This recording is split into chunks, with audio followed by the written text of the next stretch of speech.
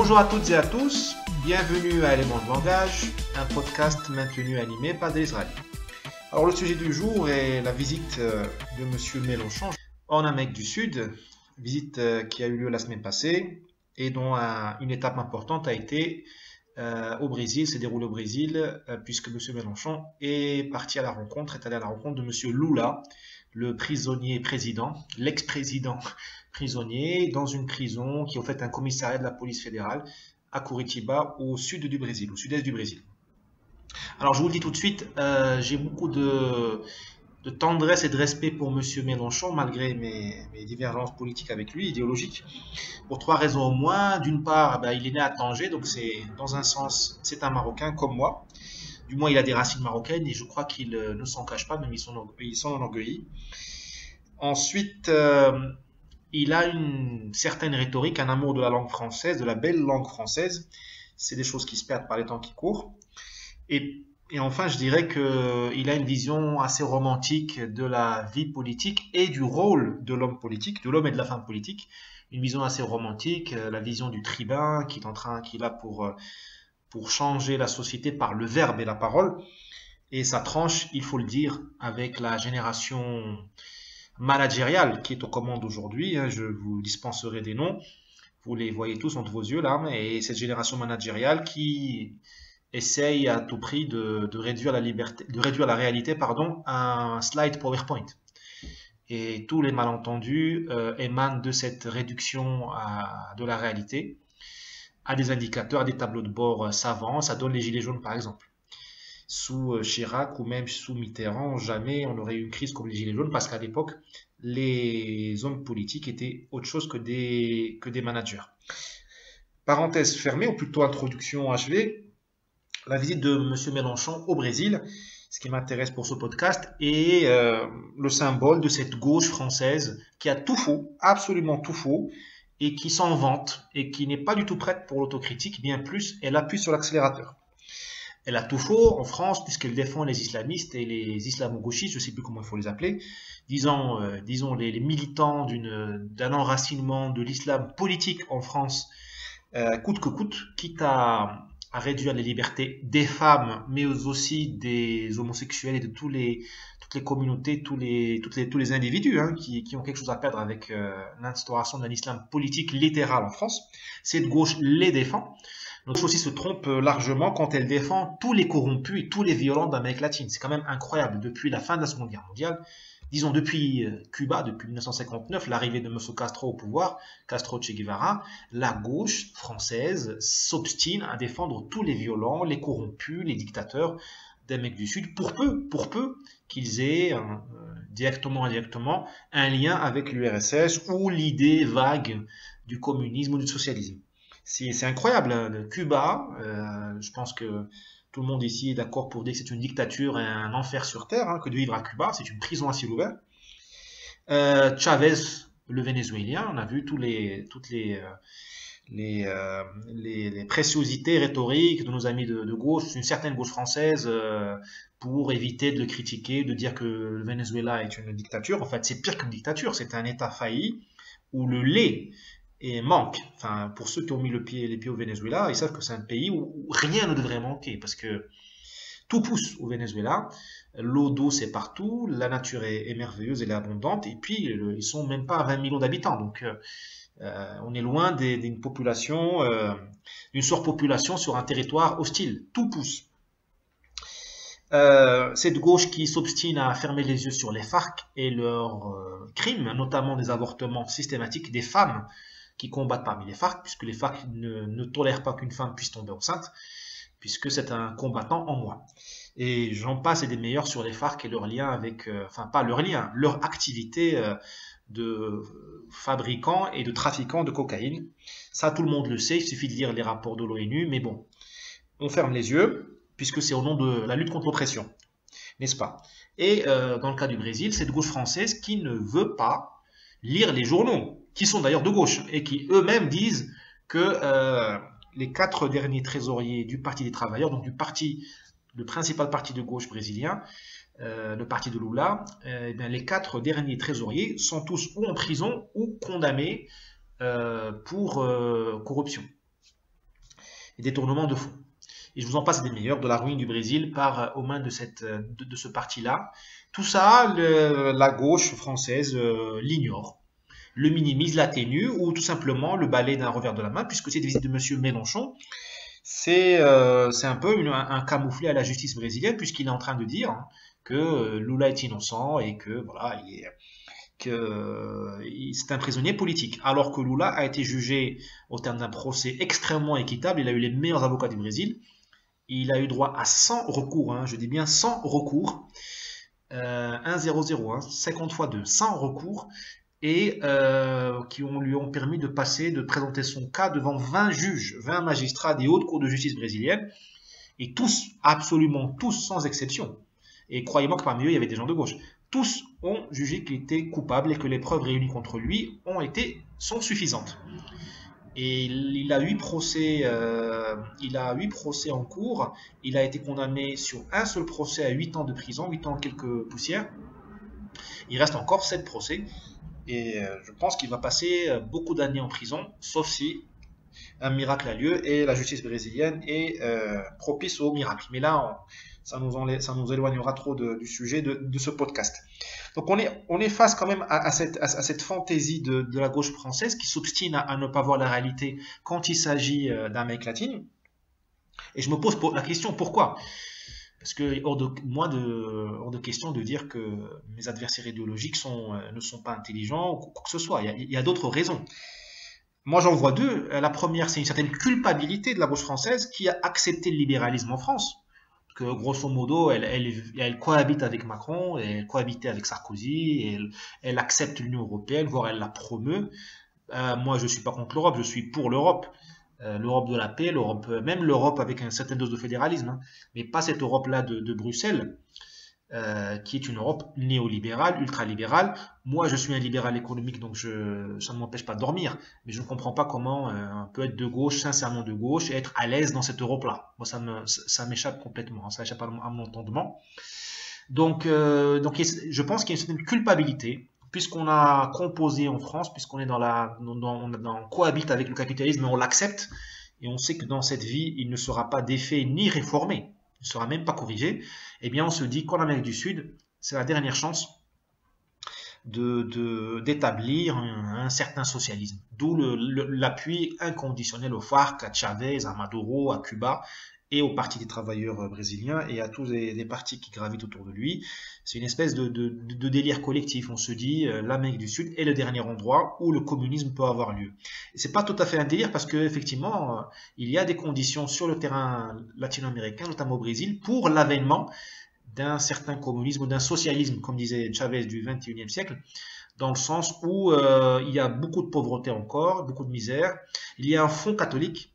Et la preuve a été donnée que les pays fortement catholiques ça peuvent se transformer en pépinière du communisme. C'était le cas notamment au centre de l'Italie, même même les pays de l'Est européen ou même la Russie avec sa religiosité orthodoxe très forte a pu influencer à la mise en place d'un régime hiérarchique, totalitaire, autoritaire, où finalement on a troqué le dogme, un certain sectarisme qui était, on va dire, religieux, par un sectarisme idéologique marxiste, où finalement les prêtres ne sont plus des prêtres qui sortent d'un séminaire, mais qui sortent d'une faculté publique, d'une université de sociologie, et qui sont aussi sectaires qu'une certaine partie de l'Église, ou ce qu'a pu être l'Église il y a une centaine d'années. Donc tout ça, je pense que ça habite l'esprit de la gauche française. Et ça ne la prémunit pas, ça ne l'empêche pas de tomber dans les pièges, ce que j'appelle d'un néocolonialisme 2.0, dans le sens où on ne s'interdit plus d'intervenir dans les affaires brésiliennes et à dire aux Brésiliens que leur justice n'est pas juste et qu'il faut laisser partir Lula, que c'est un prisonnier politique. Voilà. Comme M. Macron, dans une autre dimension, il dit que l'Amazonie doit être internationale. Tout ça, c'est du néocolonialisme. C'est ce qu'on s'interdit au Maghreb, à juste raison. C'est ce qu'on s'interdit en Afrique. Eh bien, on se le permet en Amérique du Sud, pour les beaux yeux de la gauche latino-américaine. Bon, faut savoir ce qu'on veut quand même, parce qu'on ne peut pas être repentant et autoflagellant en ce qui concerne les anciennes colonies d'Afrique et du Moyen-Orient, d'Afrique du Nord et d'Afrique subsaharienne, et être néocolonialiste en ce qui concerne l'Amérique latine. Il faut être un minimum cohérent. Le monde regarde la France, parce que la France a encore du prestige et elle compte encore, donc le monde ausculte encore, le monde, pas le journal, le monde, le vrai, ausculte encore la position française et la cohérence ou l'incohérence de sa stratégie diplomatique, de sa politique étrangère. Cette visite-là de M. Mélenchon, ça me fait penser, c'est un peu tragique parce que ça me fait penser au fait que l'erreur triomphe toujours.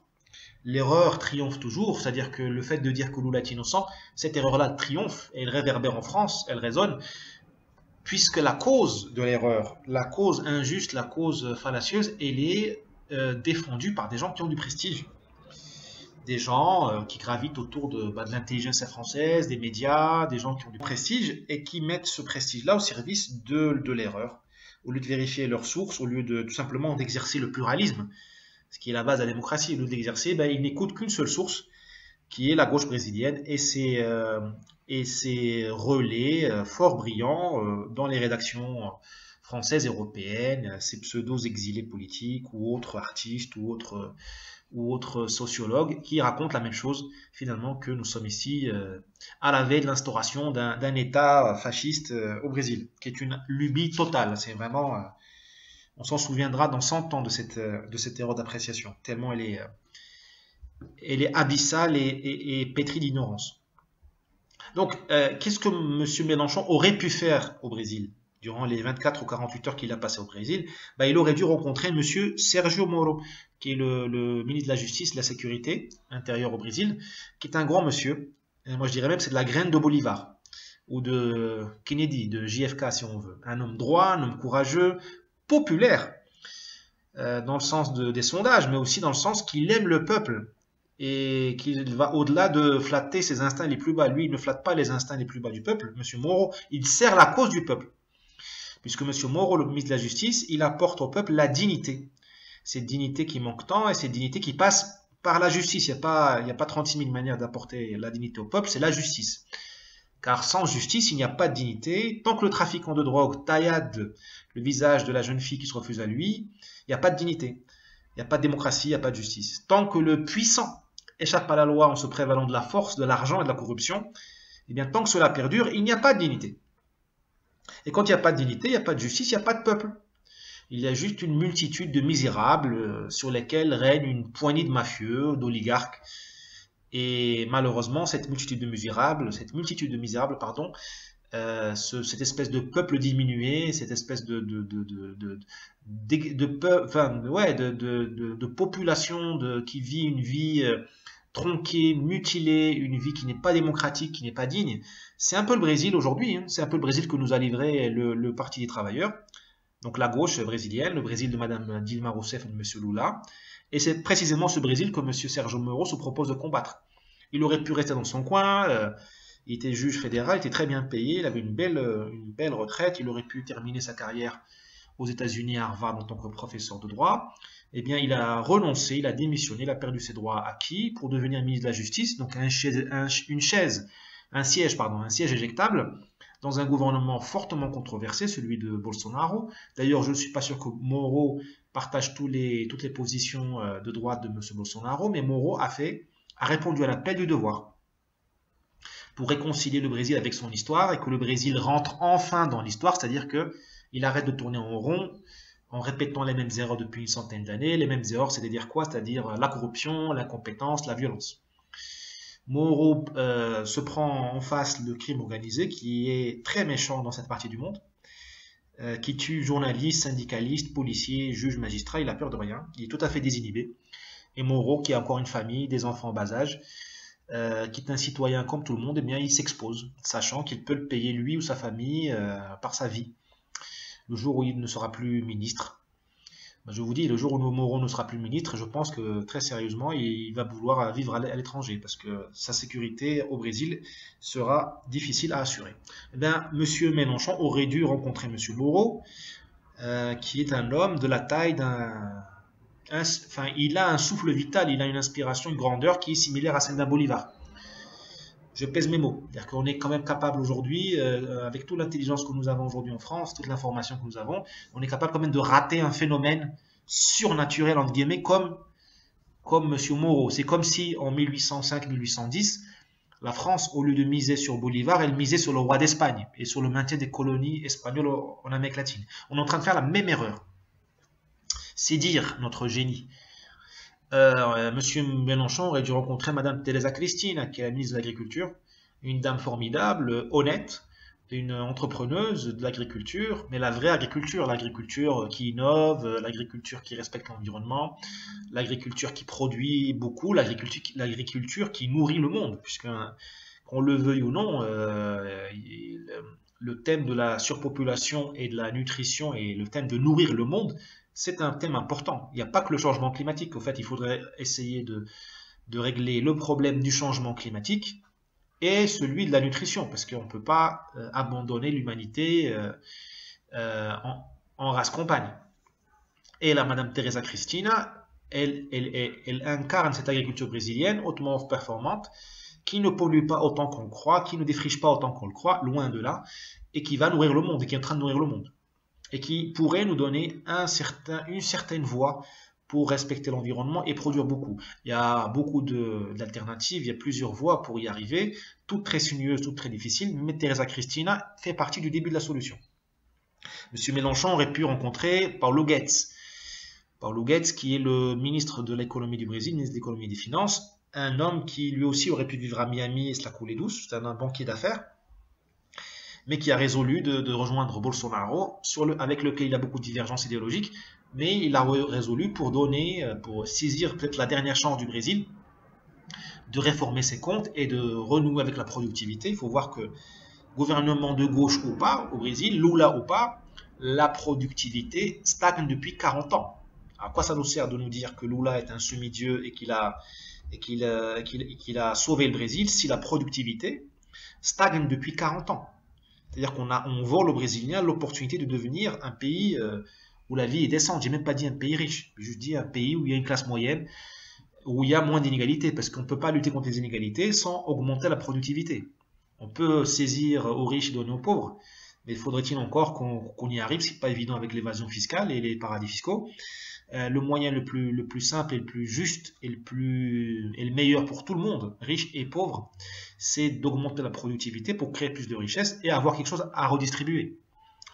Et bien, Paulo Guedes, il est le début de la solution là aussi pour réconcilier l'économie brésilienne avec la productivité. Il veut notamment ouvrir l'économie brésilienne qui est très fermée. On est vraiment dans des taux de fermeture dignes de l'Albanie des années 90, hein, ou la fin des années 80. L'impôt pour l'importation des voitures neuves au Brésil frise les 40%. C'est hallucinant. Donc, cette économie fermée, qui est une économie qui finit par être une économie de quelques-uns, c'est-à-dire, pourquoi vous avez des milliardaires au Brésil qui se baladent en hélicoptère? Bien sûr, il y a beaucoup de gens talentueux et qui innovent, mais il y a aussi beaucoup de gens qui vivent derrière des barrières commerciales et qui fabriquent des voitures qui coûtent cher et qui ne sont pas bonnes. Ils sont convaincus, ils sont protégés par des taux d'importation, comme je vous ai dit, de 40%. Il y a des gens qui font de l'agroalimentaire qui n'ont pas de concurrents étrangers, donc ils font les prix qu'ils veulent et ils jouent sur la qualité pour la réduire, sachant qu'effectivement, ils n'ont pas de concurrents, et ainsi de suite. Et ce que fait M. Guedes, c'est de faire un choc de compétitivité au Brésil pour que ce capitalisme-là se réveille et commence enfin à innover. Parce qu'aujourd'hui, il n'a pas intérêt vraiment à innover, puisqu'il vit dans des marchés protégés. C'est ce que fait M. Guedes, c'est ce qu'il essaie de faire. M. Mélenchon aurait pu le rencontrer, au moins pour débattre avec lui, mais pas l'ignorer. Donc nous avons droit aujourd'hui à une gauche française qui traverse l'Atlantique pour rendre visite à des figures d'un passé que tous veulent oublier ou tous devraient oublier. Lula, Dilma, toute cette époque, c'est une époque, ce sont des espoirs fossilisés par leur déception, par la déception qu'ils ont créée quand même. Lula aurait pu être patron de l'ONU s'il voulait. Il aurait pu être le secrétaire général de l'ONU ou le patron de l'UNESCO, en un clin d'œil, s'il avait voulu gérer son héritage une fois la retraite prise, une fois qu'il a terminé son deuxième mandat. Il aurait pu prendre une stature internationale. Le monde lui mangeait dans la main. Il aurait pu s'occuper des problématiques de cette époque, de notre époque. Le syndicalisme, quel syndicalisme dans un monde mondialisé? Quel beau thème. J'aimerais bien travailler ce thème-là, par exemple. le thème de l'Amazonie, de l'environnement. Comment nourrir la planète en protégeant l'Amazonie et les sols. Ça, M. Lula aurait pu s'en occuper. L'ouvrier de demain, dans un monde robotisé avec l'intelligence artificielle. La collaboration sud-sud. Autant de thèmes où Lula avait un boulevard, comme Obama. Ça sert, au-delà de donner des conférences à 100 000 $ l'heure, Obama, il a une fondation qui pousse certaines thématiques, on peut être d'accord ou pas, mais c'est ça ce qu'on attend d'une grande figure comme Obama et comme Lula. Obama a fait le job, une fois qu'il a pris la retraite, il se hisse à la stature internationale qui est la sienne, qu'il a gagnée. Et Lula n'a pas fait ça, il a continué à faire de la politique au Brésil, derrière les coulisses, là dans les coulisses, et ça a donné ce que ça a donné. 8 affaires, 8 scandales en justice, d'autres révélations qui viennent de tomber, avec M. Palocci, j'en en parlerai pas ici. Palocci, c'est un ancien bras droit de Lula, un membre du Parti des Travailleurs, qui est en train de tout balancer là, en justice. Donc tout ça, voilà, donc ce sont des Lula notamment, enfin toute cette gauche-là, ce sont des espoirs qui se sont laissés fossiliser dans l'incompétence, la corruption et le manque de vision globale, le manque d'ambition. Ces gens-là auraient pu changer le monde, non seulement le Brésil, mais le monde. Mais fallait-il encore croire en eux-mêmes et croire dans la grandeur de leur pays. Ça, c'est une autre affaire. Il y a quelqu'un, je n'arrive pas à le retracer, à retrouver la source, mais quelqu'un qui a dit que lorsqu'une idée est fatiguée, elle prend sa retraite en Amérique du Sud. Je trouve que c'est vraiment une idée brillante. Et moi qui vis ici depuis 7 ans, j'en suis convaincu. Donc je revendique allègrement cette expression, et si vous arrivez à la retracer, ben, n'hésitez pas à m'envoyer un email ou un message direct sur Instagram ou Facebook ou autre, ou Twitter, pour que je cite la source. Donc lorsqu'une idée est fatiguée, elle prend sa retraite en Amérique du Sud. Et c'est bien l'impression, je trouve, qu'il faut garder de la visite de M. Mélenchon à M. Lula et au Brésil en général. Nous avons une gauche française qui est fatiguée, une gauche française qui a été soumise par Macron et le libéralisme. Et bien cette gauche française fatiguée, elle vient prendre dans ses bras, elle vient embrasser une gauche brésilienne tout aussi fatiguée. C'est une gauche brésilienne qui est incapable d'autocritique et qui est un fossile vivant. Malheureusement, ce fossile est encore capable de faire du mal au Brésil. Alors j'espère que les Brésiliens, dans 10, 20, 30 ou 50 ans, nous pardonnerons à nous Français d'avoir misé sur le camp du sous-développement, le camp de l'archaïsme, et de ne pas avoir misé sur le camp de l'espoir et le camp du courage. Que Dieu nous entende. Aidez-nous, aidez-moi, en diffusant ce podcast, en le partageant, en en parlant. Votre bouche à oreille est ma seule publicité, puisque je ne suis financé par personne, et que je défends des thèses qui sont souvent à contre-courant. C'est en soi une prouesse. Merci beaucoup et à la prochaine. Au revoir.